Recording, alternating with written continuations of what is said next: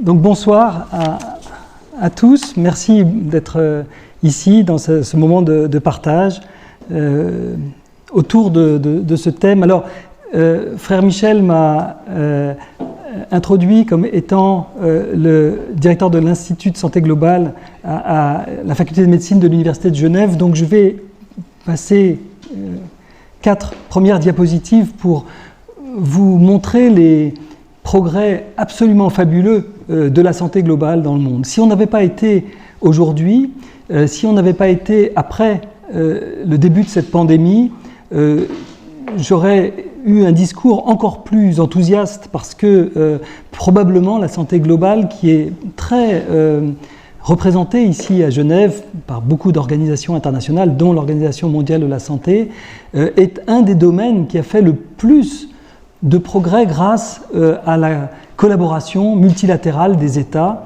dans le monde. La première chose, c'est le doublement de l'espérance de vie. C'est incroyable de penser qu'en l'espace d'un siècle, dans tous les pays du monde, personne n'a été laissé de côté. Tous les pays ont doublé leur espérance de vie. Et on ne le doit pas qu'à la santé, on le doit bien sûr aussi à l'économie et au fait que le niveau de vie et d'éducation s'est profondément amélioré dans tous les pays du monde.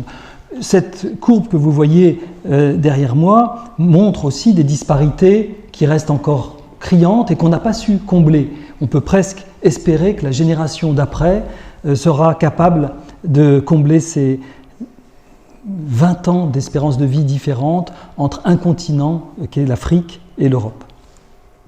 Un deuxième progrès qui est aussi extraordinaire et dont on ne mesure pas tous les jours les acquis, c'est l'éradication de la variole. La variole était une maladie qui a tué 300 millions de personnes au seul XXe siècle, c'est-à-dire plus que toutes les guerres du XXe siècle réunies et toutes les famines réunies au XXe siècle. Vous savez que le XXe siècle a été le plus meurtrier en matière de conflits armés. Donc qu'aurait-on aujourd'hui si, en 1979, ici à Genève, l'OMS n'avait pas déclaré éradiquer la variole, si on avait encore ce fardeau en plus. Le troisième progrès que je voulais montrer, c'est parce que souvent on se dit « Ah oui, mais ça c'était autrefois, maintenant les temps ont changé ». Non, les temps n'ont pas changé. Depuis 30 ans, les progrès sont linéaires, sont extraordinaires sur la mortalité infantile, puisqu'elle a été diminuée de moitié. On n'est pas dans l'épaisseur du trait, on est encore à nouveau dans vraiment un progrès très intéressant qui n'a pu être fait que parce que les pays se sont liés pour essayer d'aider les femmes et les enfants qui étaient menacés par cette mortalité infantile. Le dernier, il y en a beaucoup d'autres, mais je m'arrêterai ici, il est en cours, c'est l'éradication de la poliomyélite. Elle n'est pas éradiquée, il reste 3 pays dans le monde. Ici en 2017, c'était l'Angola, le Pakistan et l'Afghanistan. Aujourd'hui, c'est l'Afghanistan et le Pakistan, en fait la frontière avec les talibans, et le Malawi, donc l'Afrique, qui pendant 3 ans n'avait pas eu du tout de cas de poliomyélite, en a à nouveau. Et j'espère que la pandémie ne va pas entraîner des effets indésirables, si je puis dire, du fait qu'il y a eu des priorités qui ont peut-être ralenti le programme d'éradication de la poliomyélite. La poliomyélite, c'était 125 pays, il y a moins de 30 ans, qui étaient concernés, et c'était 350 000 enfants qui restaient paralysés à vie chaque année de la poliomyélite. Donc, encore une fois, ces progrès sont fabuleux. Simplement, on voit que, au dépit de ces immenses progrès, il reste des grandes marges de progression parce qu'on voit bien avec cette pandémie à quel point on a eu du mal, on a toujours du mal à lutter ensemble contre les méfaits de cette pandémie et de tous les effets collatéraux. Alors le frère Michel m'a proposé ce titre que j'ai souhaité relever avec vous, Famille et pandémie, le retour du commun. J'ai pensé en voyant la feuille jaune paroissiale que ce titre était un peu abscon, peut-être même un peu ésotérique, et que peut-être ça vaudrait le coup d'essayer de le comprendre ensemble. Que veut-on dire par cela ? Alors, famille et pandémie pose peut-être pas beaucoup de problèmes, mais le retour du commun. Alors, Il y a un livre qui a été écrit en 2015 c'est un ouvrage collectif en fait, mais il est dirigé par un économiste français de Paris 13, universitaire, qui s'appelle Le Retour des communs.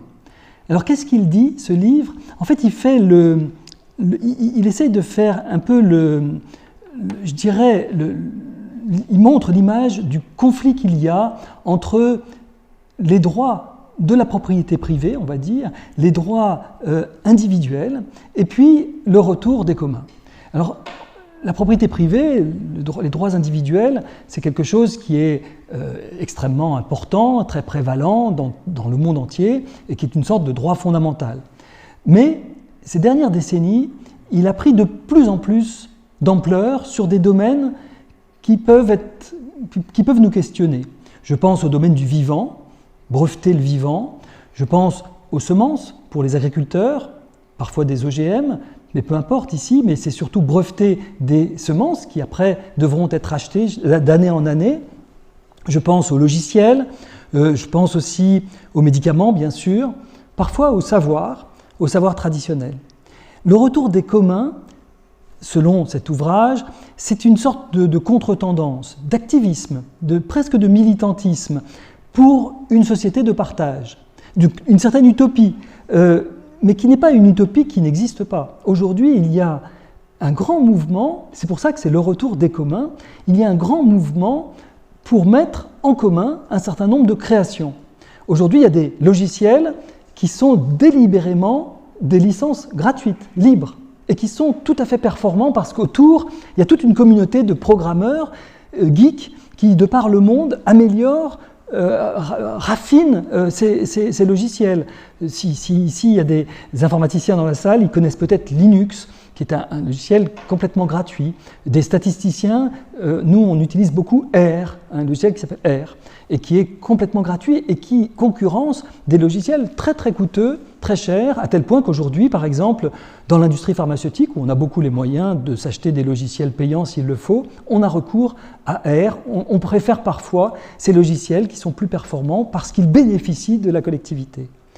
Il y a, dans le domaine de la culture et de la science, ce qu'on appelle les Creative Commons. Vous voyez parfois sur certaines images CC by SR. CC, ça veut dire Creative Commons. Par exemple, l'Université d'Oxford a publié toutes ces courbes sur Our World in Data, qui est une base de données fabuleuse pour le Covid. Toutes ces courbes sont en Creative Commons, donc sont des communs. Bon, mais vous connaissez peut-être aussi Wikipédia. Qui ne connaît pas bien Wikipédia pour l'avoir regardé si fréquemment? Wikipédia, c'est complètement gratuit d'accès, mais c'est aussi complètement un commun. C'est-à-dire que c'est n'importe qui d'entre nous pouvons taper dans Wikipédia un article ou raffiner un article qui existe, contredire un article, etc. On connaît les jardins partagés, on connaît peut-être des crèches aussi, des garderies autogérées. Tout ça fait partie d'un fondement qui n'est pas du tout récent. C'est un fondement médiéval.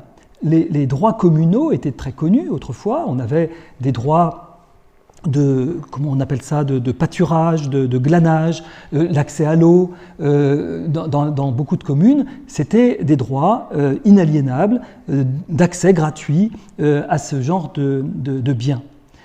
Alors, on va définir les biens communs comme ces ressources ou ces domaines d'intérêt qui sont partagés entre des êtres humains. Et puis on va voir qu'il y a quelques biens communs qui sont internationaux, mondiaux. Les patrimoines communs de l'humanité, c'est l'air, c'est l'eau, voilà, ça nous appartient à tous et à personne. Mais ça peut être aussi des patrimoines de type patrimoine mondial de l'UNESCO, c'est-à-dire des réalisations architecturales. Le jet d'eau de Genève, Notre-Dame de Paris ou la Tour Eiffel sont des biens communs mondiaux. Et puis, il y a aussi ce que l'on va appeler les biens publics mondiaux. Les biens publics mondiaux ont des critères de définition. Ils ne doivent pas concerner un petit groupe de pays, ils doivent avoir un spectre très large et vraiment concerner la population mondiale, en tout cas une large part d'entre elles, et puis leurs effets doivent concerner des générations futures. Alors quels sont-ils, ces biens communs mondiaux, ces biens publics mondiaux? Par exemple, les vaccins contre le Covid. C'est pas moi qui le dis, c'est Emmanuel Macron, le président français, qui disait la chose suivante. Je défends cette vision, et c'était en juin 2020, c'est-à-dire finalement tôt dans la pandémie. Il a dit à Bruxelles, je défends cette vision d'un bien public mondial. Il faudra que les efforts de recherche soient récompensés, c'est logique, mais il faudra que nous luttions collectivement, à travers cette initiative, contre toute forme de rétention, contre ce qui serait inacceptable, que dans tel ou tel pays, en particulier dans des pays moins développés, on n'ait pas accès au vaccin.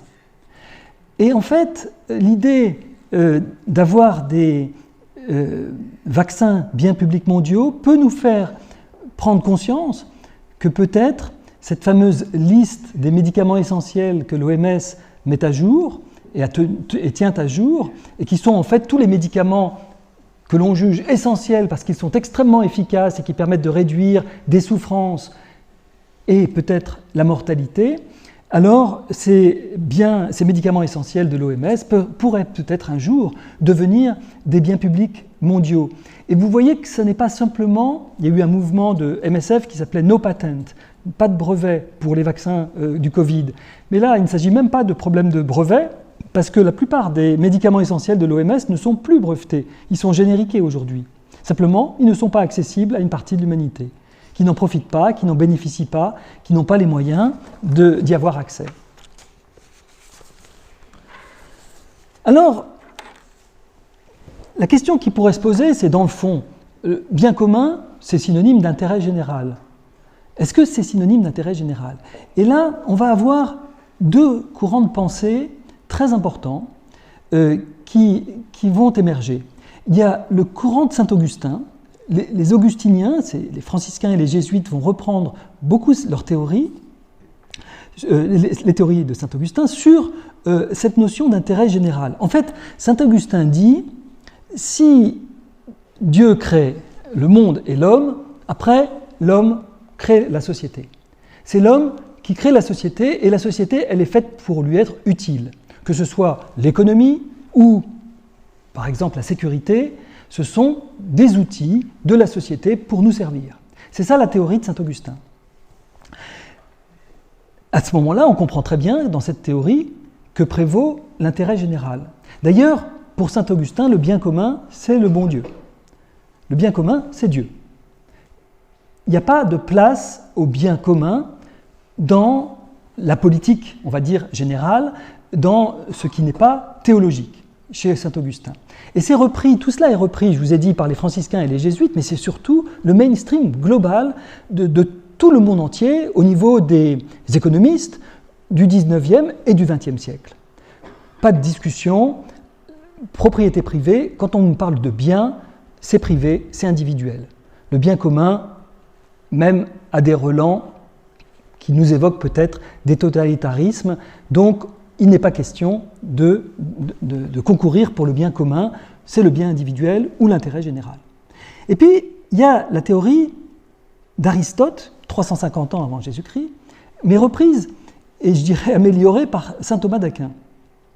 En fait, pour Aristote, alors Aristote, je vais même vous le lire, il dit cela, il dit « Même si en effet, il y a identité entre le bien de l'individu et celui de la cité, de toute façon, c'est une tâche manifestement plus importante et plus parfaite d'appréhender et de sauvegarder le bien de la cité. Car le bien est assurément aimable pour un individu isolé, mais il est plus beau appliqué à une nation ou à des cités. » Alors Thomas d'Aquin va très astucieusement réconcilier, on va dire, notre Saint-Augustin et Aristote. Il va dire oui, le bien commun, c'est le bon Dieu. Il est d'accord avec les pères de l'Église. Mais il dit il y a quand même un bien commun politique. En fait, ce qui est très, je dirais, innovant, visionnaire, et je dirais pourquoi je dis visionnaire maintenant, dans la pensée de saint Thomas d'Aquin, c'est qu'en fait, il dit non, ce n'est pas l'homme qui crée la société, c'est la société qui crée l'homme. Pour saint Thomas d'Aquin, il n'y a pas d'homme sans société au préalable. Et c'est une vision totalement différente. Et en fait, ce qui est intéressant, c'est, j'ai mis après, la science. C'est très récent. Les avancées scientifiques extrêmement récentes de ces dernières années, en fait, on va dire des dernières décennies, du XXe siècle ont montré, sur le plan neurologique, que nos réseaux de neurones se sont, sur l'espace d'un million d'années, se sont adaptés, ont évolué, et que cette évolution a conduit à nous spécifier et surtout à nous sélectionner comme des êtres sociaux. Et chez Thomas d'Aquin, il y a cette intuition, mais les psychologues, les neurologues vont très clairement nous donner un exemple qui, à mon avis, va vous convaincre, c'est le petit bébé. Le petit bébé de l'homme ne naît pas homme, en fait. Il va devenir homme parce qu'il va être accueilli par des adultes, par sa famille, il va être accueilli par ses parents qui vont lui apprendre à manger, à boire, à se tenir debout, à marcher, à parler, à devenir un homme. Nous ne devenons un homme que parce que nous sommes entourés d'une société et d'une famille. Et c'est extrêmement important de se dire que finalement, on ne serait pas des hommes, on n'arriverait pas à notre humanité, on ne deviendrait pas Homo sapiens si on était laissé sans aucun contact avec personne en naissant. Donc, la société façonne l'homme. Et alors, c'est très important parce qu'à ce moment-là, le bien commun va être défini comme tout ce qui soutient notre coexistence. Si, vous comprenez bien que si on a besoin de la société et de la famille pour devenir homme, on a sacrément intérêt à défendre tout ce qui va défendre notre coexistence, notre société, notre famille. Donc le bien commun reprend à ce moment-là toute sa valeur et sa force. Et je parle ici de François Flahault. Alors François Flahault, c'est pas un de nos cousins, il n'est pas de notre famille, mais c'est un grand philosophe français et anthropologue aussi, qui a essayé de définir ce qu'on appelle les biens communs vécus. Alors, il reprend les biens communs en les définissant, mais tout le monde, les gens qui travaillent sur les biens communs les définissent tous de cette façon-là. Ils disent qu'il y a deux critères. Pour définir un bien commun, il y a deux critères. Un, c'est la non-rivalité. Alors, c'est quoi la non-rivalité ? C'est que la quantité de biens disponibles n'est pas diminuée par le fait que d'autres bénéficient de ce bien. Très simple, c'est la chandelle. À la messe, quand on prend avec un cierge la flamme de quelqu'un, on ne lui enlève pas de la lumière. Donc le bien commun se partage, on prend de la lumière à quelqu'un sans lui en enlever. C'est ça, c'est un des critères de définition du bien commun, vous n'enlevez rien à personne en l'utilisant. Et le deuxième, c'est la non-exclusion, c'est-à-dire que vous avez un accès qui est libre. Vous n'avez pas de restrictions qui peuvent être liées à quelques critères que ce soit. Ça ne veut pas forcément dire que c'est gratuit. Quand on dit qu'on voudrait que les médicaments soient des biens communs, des biens publics mondiaux, ça ne veut pas dire que tous les médicaments doivent être gratuits. C'est peut-être qu'il faut une assurance sociale qui permette à tout le monde d'avoir accès à ce bien commun. François Flahault donc dit qu'il y a une autre notion additionnelle qui s'appelle les biens communs vécus. Et les biens communs vécus, c'est deux critères de plus. Ce sont des biens pour qu'ils se produisent, il faut être plusieurs à en bénéficier, déjà.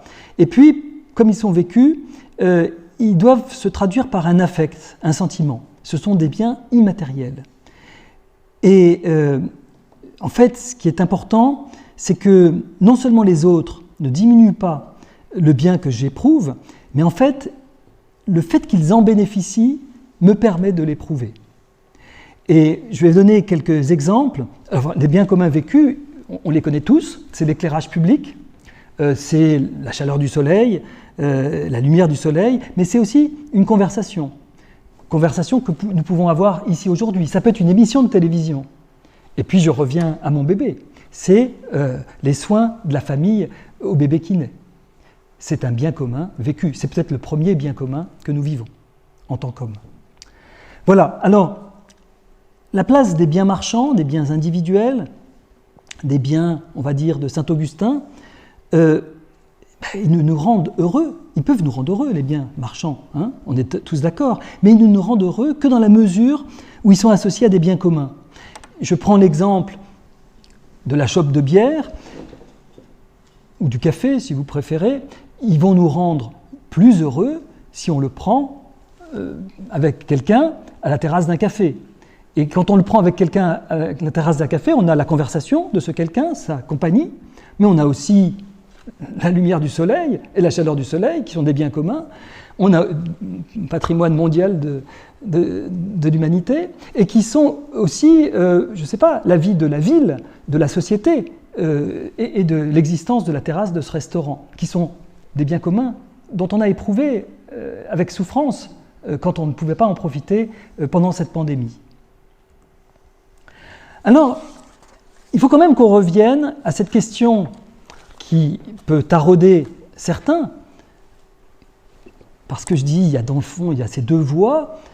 Cette voie, la société créée par l'homme pour son utilité, et l'autre voie qui dit, non, la société fait l'homme, fabrique l'homme. Est-ce qu'il n'y a pas un risque de dérive totalitaire dans cette notion de bien commun ? Commun rime un peu ou précède un peu le communisme. Alors, en fait, l'État n'a pas à dire aux citoyens ce qu'ils doivent aimer, ou ne pas aimer. Donc, quelque part, les totalitarismes sont une négation des biens communs. Ils détruisent des biens communs vécus, comme la confiance, par exemple, ou comme la vie sociale. Donc, les totalitarismes vont vraiment à l'encontre de la théorie, on va dire, des biens communs. On le voit en particulier dans cette pandémie. Il y a eu des travaux qui ont montré que plus on avait confiance dans ces autorités, dans ces experts, et plus la réponse était performante contre la pandémie. Autrement dit, la confiance n'est pas quelque chose de totalement indépendant de la performance de la gestion d'une pandémie. Et ça montre à quel point cette notion de confiance est, je dirais, est quelque chose qui va avec la notion de démocratie, de société évoluée et de société permettant l'accès aux biens communs. Les droits de l'homme, maintenant. Les droits de l'homme, ce sont des droits individuels. Ils sont extrêmement importants, les droits de l'homme, parce qu'ils sont ce recours contre les abus du pouvoir. J'ai besoin des droits de l'homme, mais il y a une petite limite aux droits de l'homme, c'est qu'ils ne décrivent pas les liens entre l'homme et la société. Ainsi, loin d'être opposés aux droits de l'homme, les biens communs sont complémentaires des droits de l'homme. On a besoin des droits de l'homme et on a besoin des biens communs. Mais les biens communs vont toujours affirmer que les droits de l'homme sont supérieurs aux droits commerciaux, aux droits de propriété intellectuelle. Donc, quelque part, il va y avoir des conséquences. La conséquence, c'est que si ce qui profite aux uns a pour conséquence la diminution du bien-être ou de la liberté des autres, l'État doit intervenir, ou nous devons intervenir. Il ne s'agit pas que de l'injustice sociale. Il y a beaucoup d'autres choses, on le voit tous les jours en ce moment, qui peut altérer, dégrader les biens matériels ou immatériels des autres. Donc agir dans ce sens, on est tous assez rapidement d'accord, ne va pas à l'encontre des libertés, au contraire. Ça favorise le développement et le déploiement de l'existence de chacun. Alors, l'économie joue un rôle dans la réalisation du bien commun, mais ça n'est pas tout. Ce qui réalise le bien commun, c'est aussi d'autres biens collectifs. Je ne sais pas, on ne vivrait pas correctement sans égouts, sans voirie, sans eau potable, sans confiance, on l'a dit tout à l'heure, sans les savoirs, sans des institutions qui sont des sortes de biens communs intermédiaires, l'éducation, la santé, les arts, la culture.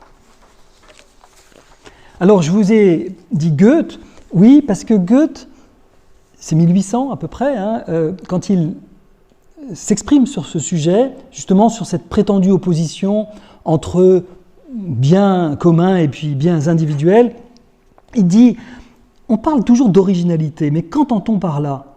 Dès que nous sommes nés, le monde commence à agir sur nous, et ainsi jusqu'à la fin, en tout. Nous ne pouvons nous attribuer que notre énergie, notre force, notre vouloir. Au fond, nous avons beau faire, nous sommes tous des êtres collectifs. Ce que nous pouvons appeler notre propriété au sens strict, comme c'est peu de choses. Et par cela seul, comme nous sommes peu de choses. Tous nous recevons, nous apprenons, aussi bien de ceux qui étaient avant nous que de ceux qui sont avec nous. Au fond, c'est une folie de chercher à savoir si on possède quelque chose par soi-même ou par les autres. Ça m'a rappelé l'Ecclésiaste, qui fait parler le roi Salomon et qui dit « vanité des vanités, tout est vanité ».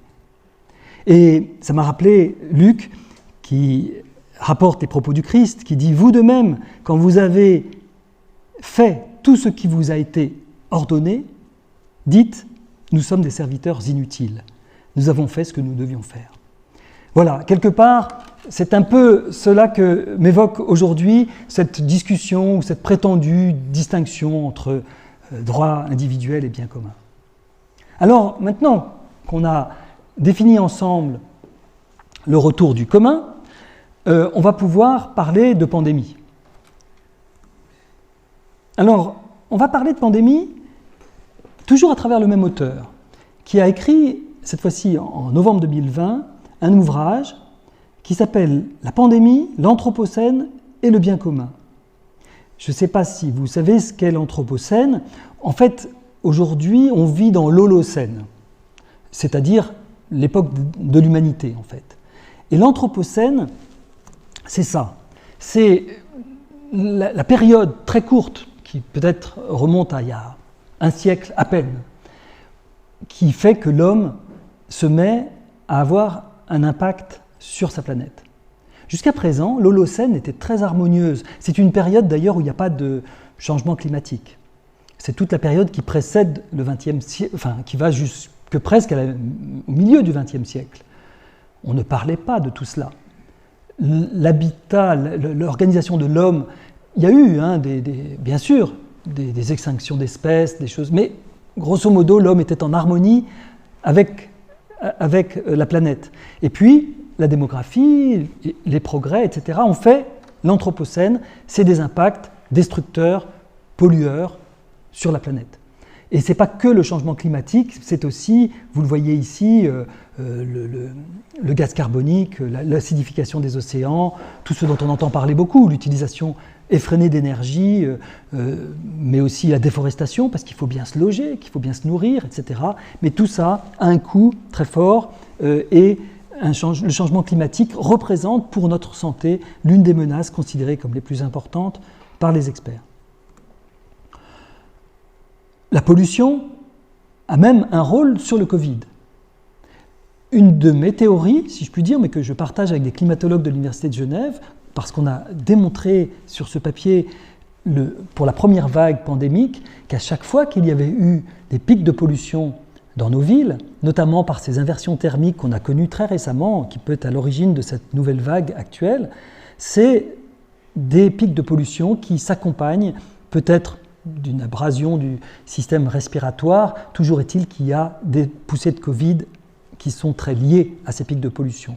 Que ces pics de pollution soient dus au sable du désert, naturel donc, ou à la combustion d'énergie fossile, il y a ce type de relations qui sont retrouvées. Alors, les co-bénéfices, c'est ces biens communs que nous pouvons mobiliser pour nous donner une vie plus harmonieuse. C'est-à-dire que face à cet Anthropocène, nous avons à mobiliser des biens communs qui peuvent être des modes de vie un peu différents.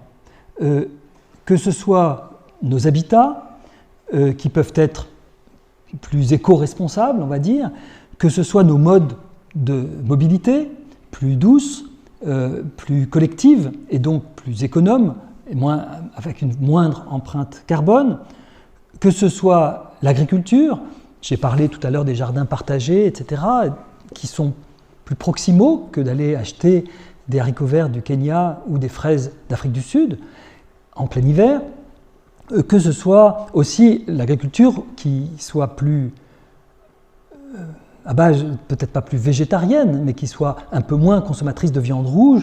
On sait que l'agriculture, c'est 30% des émissions de gaz à effet de serre. Tout ça, j'appelle ça des co-bénéfices, parce que tout ce que l'on fait, le vélo, la marche à pied, les fruits, les légumes, les habitats plus responsables et qui polluent moins les villes, tout ça agit à la fois sur le climat et sur notre planète, mais aussi sur notre propre santé. Donc il y a un lien indissociable entre bien commun, santé de la planète, anthropocène, et santé humaine, et même santé animale. Et puis l'énergie. L'énergie, cette carte est incroyable, elle montre que si on captait, c'est évidemment pas possible, surtout c'est pas possible de la redistribuer, mais si on captait l'énergie dans ce petit carré, c'est toute l'énergie du monde qui est consommée, et qui est l'énergie du soleil qui arrive dans ce petit carré du désert où peut-être habitait Charles de Foucault.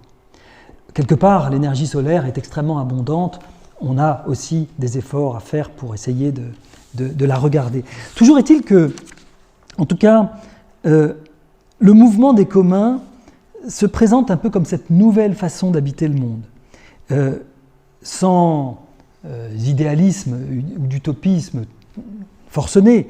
Il s'agit quand même d'assurer notre propre survie ici. Et repenser l'action publique en faisant des services publics des véritables biens communs est peut-être ce qui nous attend dans le siècle qui vient. Se nourrir, se loger, se déplacer, s'éduquer, tout ça, c'est des pôles d'activité autour desquels l'économie va avoir à peut-être se recomposer pour le service du bien commun. Et nous arrivons à la famille, le triptyque de ce soir, avec la pandémie et les communs. Et en effet, on y vient par l'économie de François. L'économie de François, c'est François d'Assise, et c'est le pape François qui l'a convoqué, c'est-à-dire qu'il a convoqué plus de 2000 économistes à Assise de moins de 35 ans. À Assise, au mois de novembre 2020, en pleine pandémie.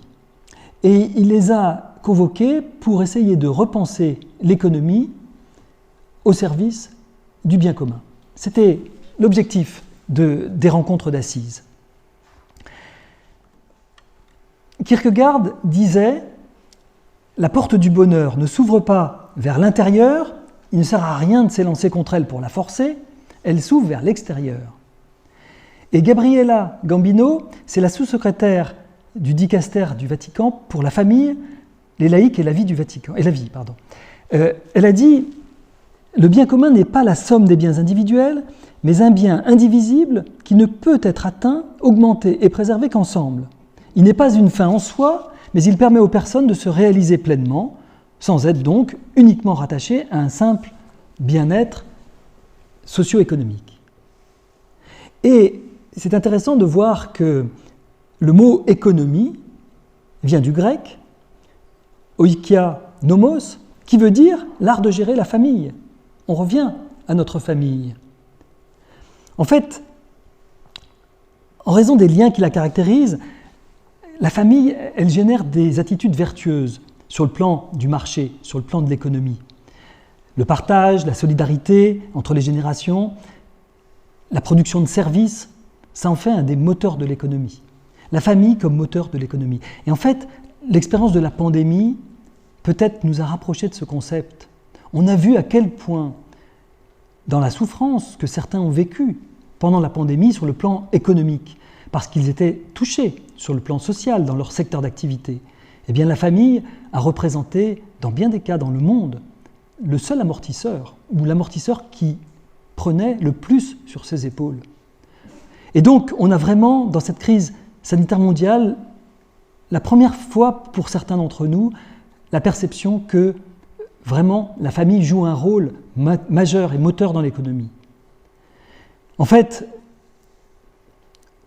c'est nécessaire et ce n'est pas facultatif de sauvegarder les relations familiales et le rôle pilote de la famille. Cette place de la famille n'est pas un fardeau, n'est pas un coût. Elle est vraiment ce moteur qui est capable de générer la stabilité, la sécurité, les attitudes vertueuses, la solidarité, la liberté, et puis aussi d'alimenter ce système économique. Donc, ne voir la famille comme un coût est un non-sens économique. Et Gabriela, donc voilà ce que disent un peu ces rencontres d'assises. Hein. Et Gabriela Gambino encourage à abandonner cette conception individualiste de la personne pour reconnaître la priorité sociale de la famille. On est très proche de saint Thomas d'Aquin, vous serez d'accord avec moi. Fondement du bien commun, dit-elle. Elle recommande également de promouvoir des conditions de travail qui protègent la famille, des conditions de croissance économique qui ne soient pas au détriment des besoins fondamentaux de la personne sur son plan relationnel et sur le plan de sa famille. Et puis d'un renouvellement des modèles économiques qui sont basés sur une générosité personnelle pour les plus démunis.